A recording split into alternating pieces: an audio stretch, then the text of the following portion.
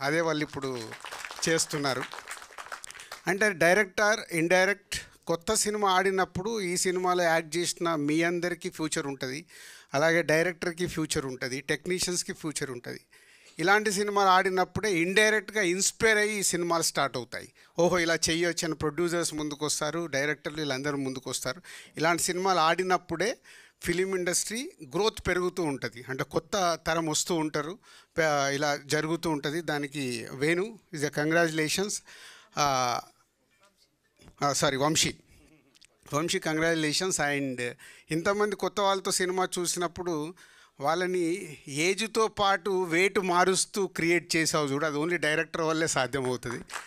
నువ్వు అనుకున్న విజువల్ తీసుకురావడానికి నీ ఆర్టిస్టులతో టెక్నీషియన్స్తో పని చేయించుకోవడం వల్లే ఈరోజు కమిటీ కుర్రాళ్ళు ఆ జెన్యున్ ఫీల్తో ప్రేక్షకుల దగ్గరికి వెళ్ళింది, మెమొరీస్ దొరికాయి.